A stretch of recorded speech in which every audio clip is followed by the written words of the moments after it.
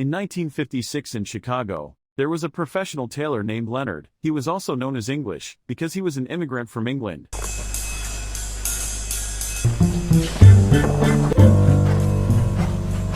To run his business, English is assisted by a woman who serves as a receptionist named Mabel. So who's your customer? It was springtime past. As time went on, their bond grew closer like father and daughter. English shop is in the territory of the Irish mafia, known as the Irish mob. Because of this, English shop is often used by Roy Boyle as a place for the Irish mob business transactions. The Irish mob led by Roy Boyle, his son Richie, and his assistant Francis. How's business, English? Evening, sirs. You making that for my pops? Not this one. Your father was here. Oh, yeah? And he said I should plan on making you a new suit to celebrate. Not tonight. Oh, shh. English, do me a favor. Why don't you, Will you excuse me, gentlemen? While English and Mabel are clearing up the shop at the end of the day, they have a little chat about Mabel's relationship with Richie Boyle. Mabel became upset because she felt English had interfered too much in her personal life. I do not need you telling me who to date. They are not gentlemen. I've spent my entire life around animals like Richie Boyle. You want to get him to back off, you look him dead in the eyes and you pretend you're one of them. After that, Mabel left the shop, while English was still there to finish some work.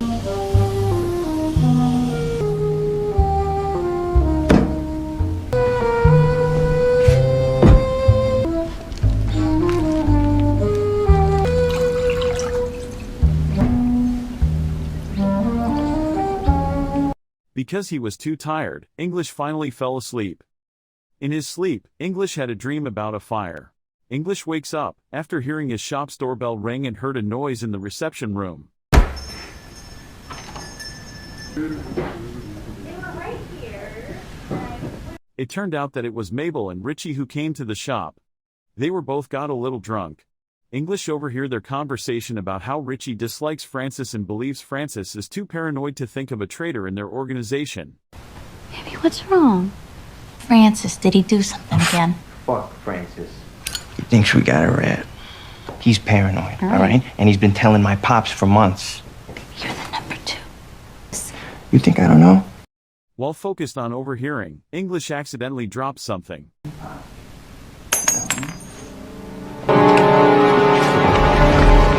English immediately pretended to be drunk and fell asleep. I don't want to wake him up. Hey.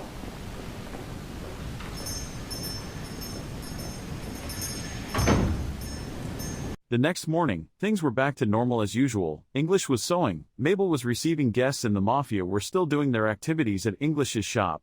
But the relationship between English, Mabel and Richie becomes a bit awkward.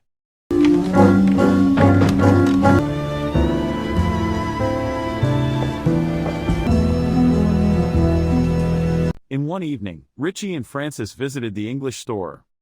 They carried a strange suitcase. English notices that Richie has a gunshot wound in the stomach. What's going on? Is anybody else here? No.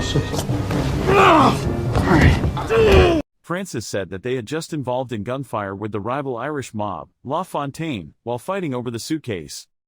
The gunfire got even worse because the police were also involved and also wanted the suitcase. Let me hear it. There's 1,000 people looking for that briefcase. Then Francis called Richie's father and explained the situation.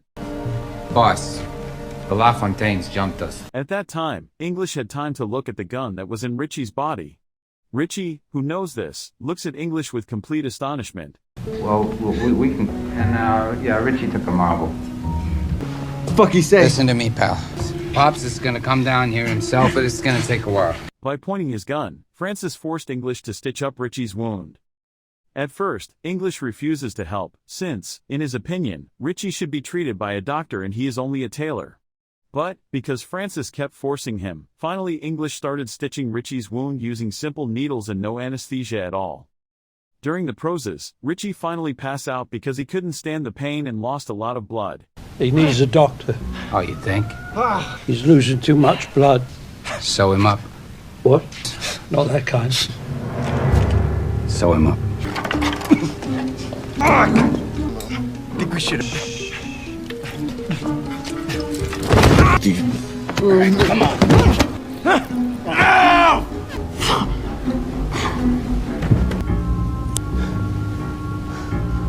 After that, Francis told English that he would go out and leave the suitcase in English's shop.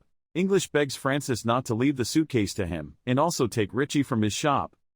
English doesn't want to get involved with all the Irish mob mafia activity, because in his age, English feels that he won't be able to fight the mafia and also the police if they suddenly arrive to fight over the suitcase.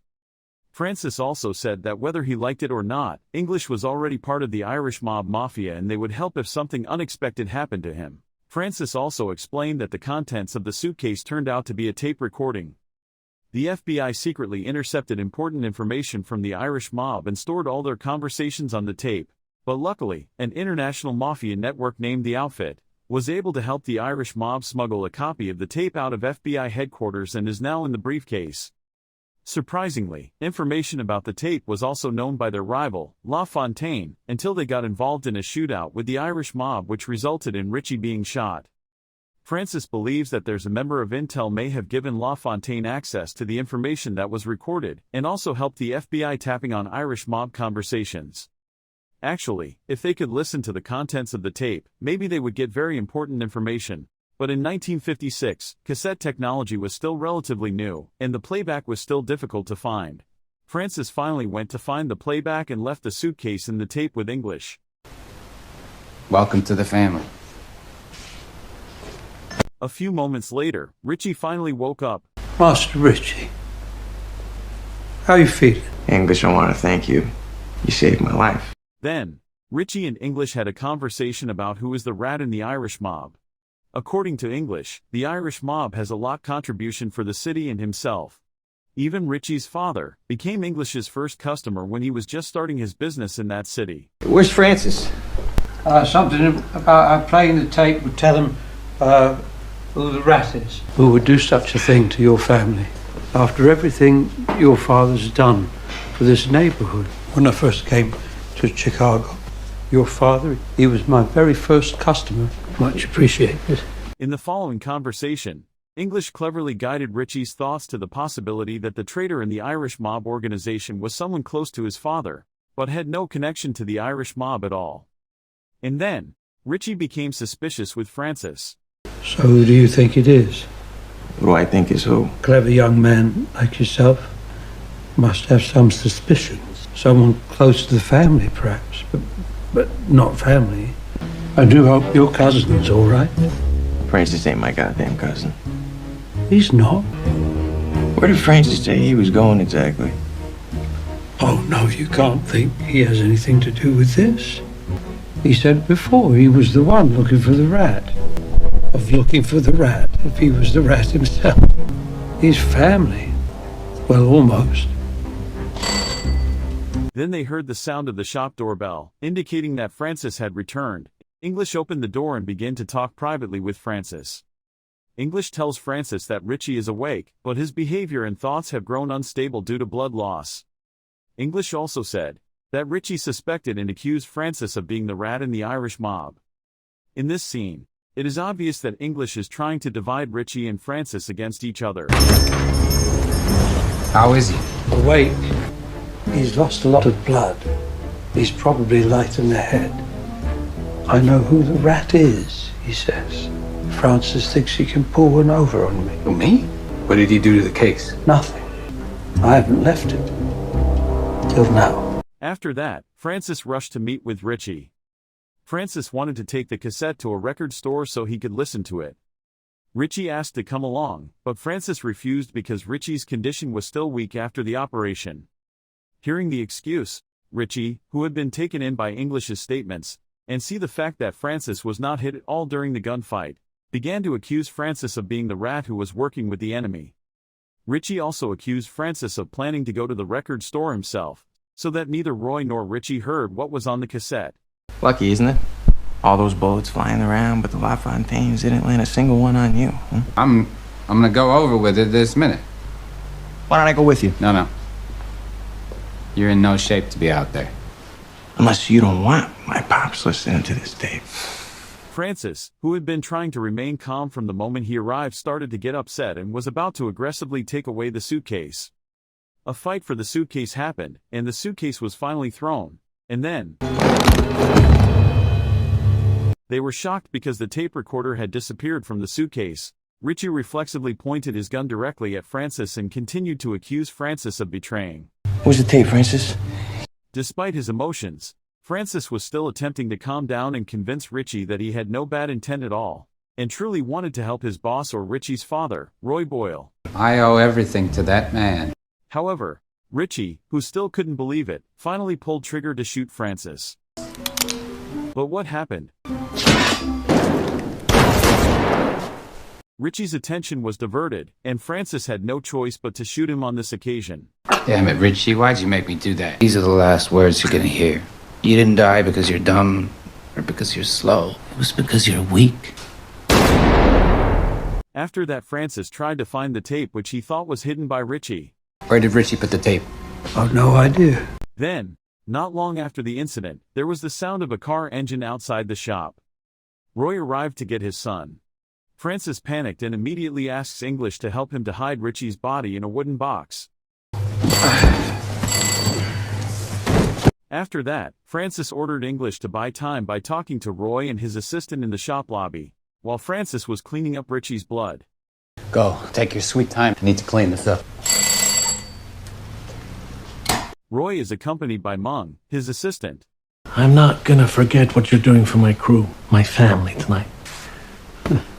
Where are the boys? Are we quite all in one piece, sir? Oh, it's not mine. Where are the boys? Fortunately, the blood on the floor was clean when Roy entered the living room. Francis acted like nothing happened and started greeting his Boss! Made it through some hell. Hey, nothing I haven't seen before. Then, when Roy asked about his sons, Francis had no choice but to lie. According to Francis, Richie insisted on leaving with the tape to see Roy, right after the operation. Roy couldn't believe that Francis had let his son leave at such a moment, especially since Richie's stomach was still hurt. Then Francis started to blame English for Richie's leaving. Where's Richie? He went out to find you. You let my son walk out of here with a marble in his gut? English here patched him up. Tell the boss what you did. I did what I could. Okay, grab the tape and let's go find him. Well, he said he was gonna bring you the tape. He told me to stay here. Roy tried to call headquarters to ask if Richie was there. Meanwhile, English and Francis are worried because Mung is sitting on the wooden box, where the Richie's body is. Moreover, it's seen that there were drops of blood coming out of the wooden crate.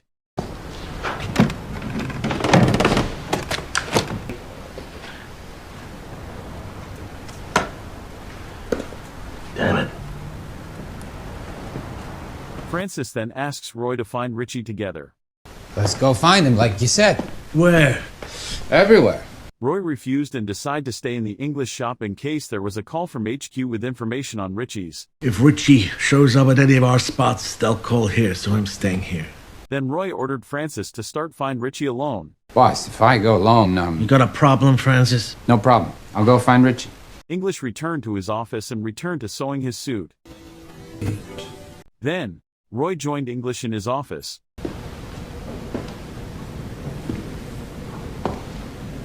Roy begins tell English the story about how he started forming the Irish mob. Roy also mentioned in his story about the outfit, an international mafia who started by Al Capone. I know what it's like to try to make something of yourself. Just you and your trusted tools. I use this thing here to kill. You got your tools, I got mine. Have you ever heard of the outfit? Maybe you've heard of Al Capone. He started it. Al Capone's dead, isn't he? Roy said that the Irish mob were not fully under the outfit yet, but their existence was being recognized by the outfit. Roy is also sure that in the future they can be part of the outfit if they succeed in eliminating the entire LaFontaine gang.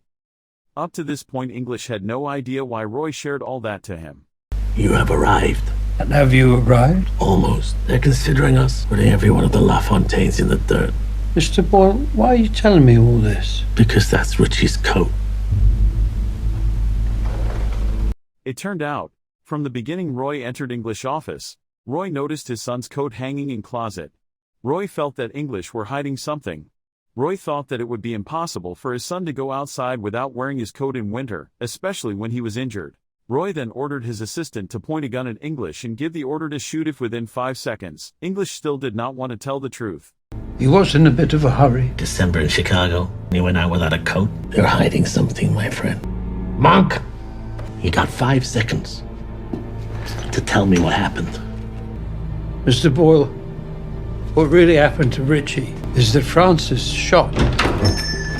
When English was about to explain what truly happened, Francis appeared and holding Mabel. He accused Mabel for being the reason for Richie's disappearance. Roy interrupted Francis and forced English to continue his speech, which had been disrupted by Francis's arrival, regarding who exactly Francis shot that night. We got some questions about Richie. English said you shot somebody. Francis was ready to shoot Mabel in the head if English really told the truth about what happened earlier. To save Mabel, English had to come up with a story. You look at me. If you tell me the truth, there isn't a gun in this town can hurt you. What did Francis do? Francis shot 4 of La Fontaine's men. What he sees that night is Francis shot 4 people from the La Fontaine. Richie, who failed to shoot a single person, has become ashamed. Then he recklessly went to La Fontaine's headquarters to kill them all by himself. But Richie, he didn't shoot a single one. He said he was embarrassed. He said he had to go and kill someone. Kill who? La Fontaine.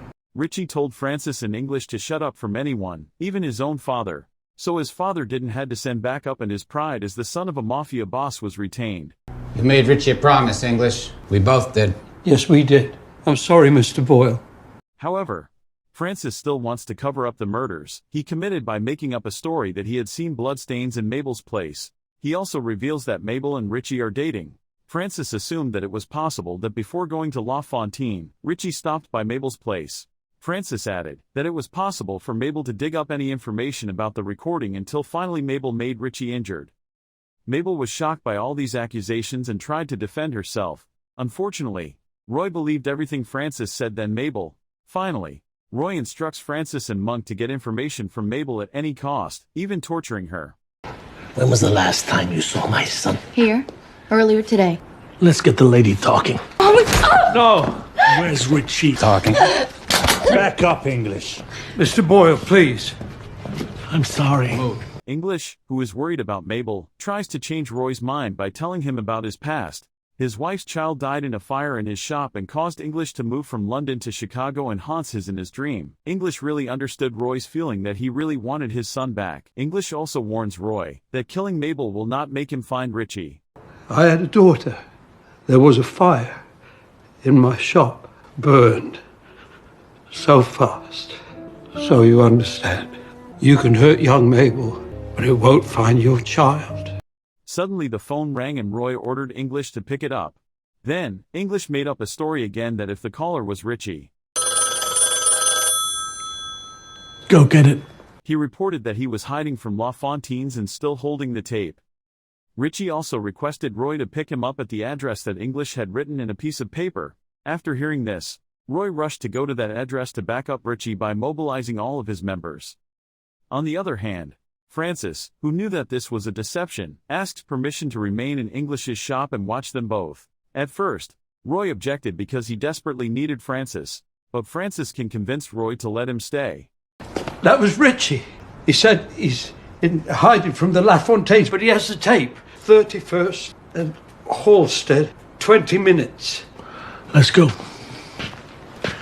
We'll swing by the house and pick up whoever's there. Maybe I should wait back. Keep an eye on them, huh? All right.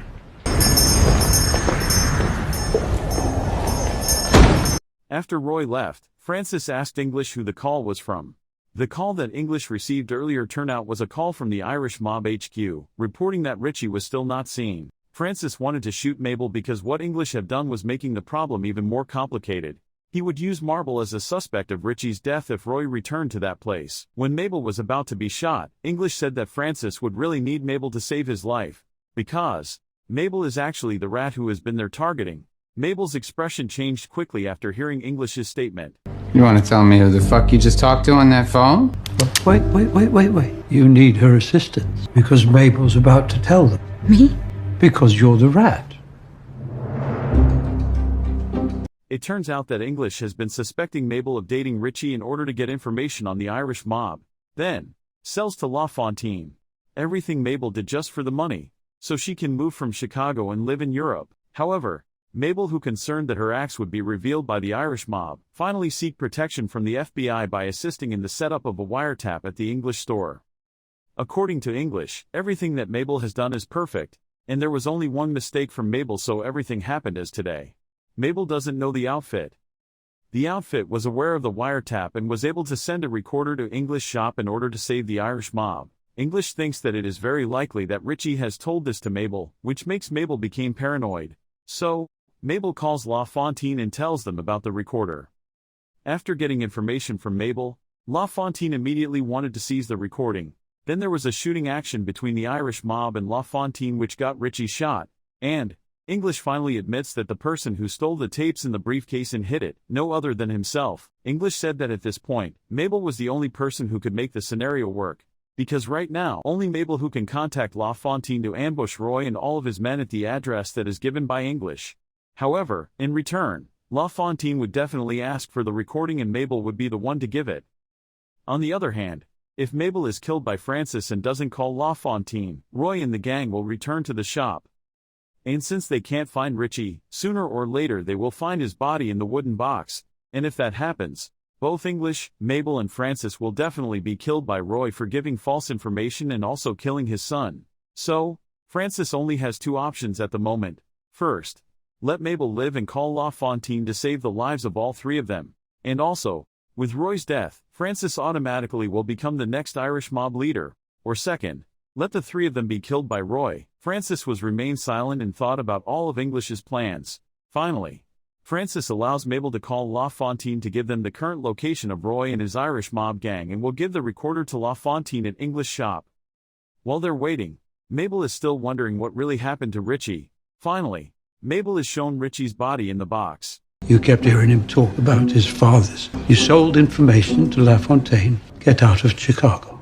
But Francis, paranoid, you thought he would have found you out. If the FBI could take down the Boyle crew, you could get away clean. The outfit Richie told you, you told LaFontaine. You were the fucking rat? You stole the tape. No, that was me. Mabel can tell the LaFontaines where to ambush him. Roy Boyle will return. Eventually he'll discover Richie, and then he'll kill all of us. You think I'm just gonna betray Roy Boyle that easy? I think option A is we all die, and option B is you run the Boyle organization. Make the goddamn call. So what the fuck really happened to Richie? After hearing the sound of LaFontaine car outside the shop, Francis planned to hide in the back of the store before they entered, and come out to shoot LaFontaine and his gang after hearing a signal from Mabel in English. After that, LaFontaine entered the shop with two of his members and showed a suitcase containing millions of dollars to buy the record. English and Mabel were sure that Francis planned to kill them both, after killing LaFontaine. Then English moves a gesture signal to LaFontaine to inform her that Francis is hiding in the back of the shop. LaFontaine ordered his crew to take position so they could ambush Francis. When Francis hears the signal from English and Mabel, he finally comes out and points his gun at LaFontaine. Francis became shocked after he found that the members of LaFontaine were already waiting for him. He could only remain silent. LaFontaine said that he killed Roy Boyle with his own hands. English told LaFontaine that he had no reason to be scared of Francis because English had removed all of his gun's bullets. Francis' attention was diverted. I'm gonna hide in the back. As soon as you peep the green, you toss me a signal. I'm gonna come out firing indiscriminate-like. I didn't know the city had any tailors so classy. Which one of you has my tape? Money first. Please. He's gonna kill us too.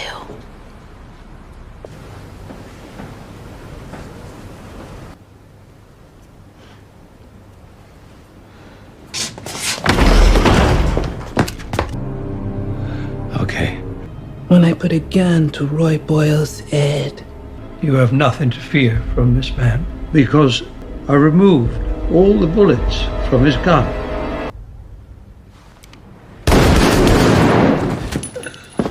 LaFontaine gave the money to English and Mabel and left with his two members while carrying the recording. I'm not a tailor. I'm a cutter. Au revoir. Mabel is still concerned that the outfit would discover that they sold the tape to the enemy, and English simply smiled. Plot twists. All of the chaos that occurred was planned by English himself. English, who had been sending letters to the Irish mob and made them appear to have been sent by the outfit. And the cassette they gave to La Fontaine was also a fake.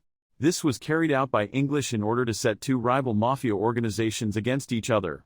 Even more crazy is, it turns out that English had also recording everything that happened that night, starting with Roy, who revealed everything of his illegal businesses, until La Fontaine, who told how he killed Roy Boyle. English asked Mabel to hand over the tape to the FBI as evidence to catch the remnants of the Irish mob gang as well as La Fontaine and its members.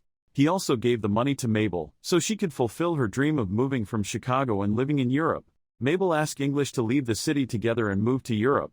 English smoothly refuses, because English feels he is getting old and he just will become a burden for Mabel in the future. English also told Mabel to take care of herself. They'll find us out because we took the tape that everyone is looking. The tape is just a fake. The outfit has never even heard of Roy Boyle.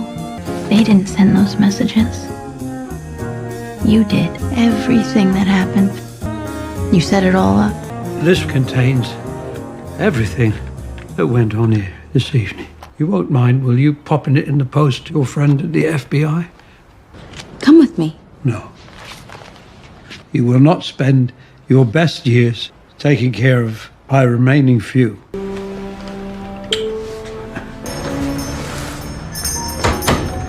After that, English packed up his stuff, poured gasoline on his shop, and set fire to burn the place, include Francis and Richie bodies. But suddenly, Francis was still alive and immediately shot English and hit his left arm. Luckily, the bullets in Francis's gun had run out. Francis then uses a blade to kill English. Although he's injured, English can still dodge, until finally he was cornered.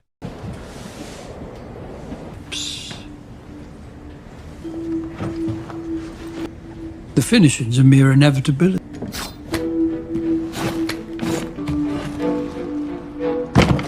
Precisely because action, you cannot make anything great.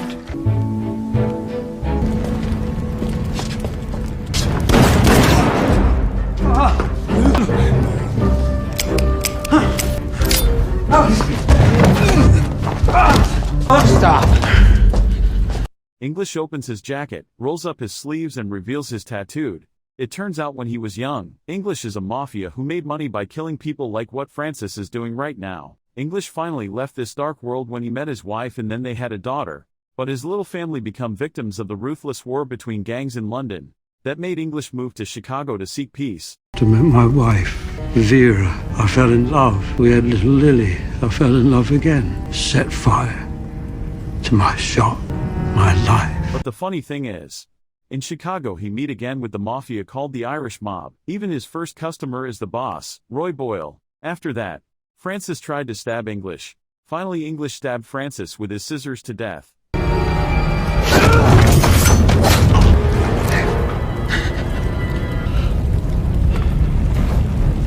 After Francis died, English returned to pack up his things, wearing an expensive suit he made to cover the gunshot wound on his arm, then left his shop that was on fire and was about to start a new life. You sit at your board, you lay out your tools, and you start again.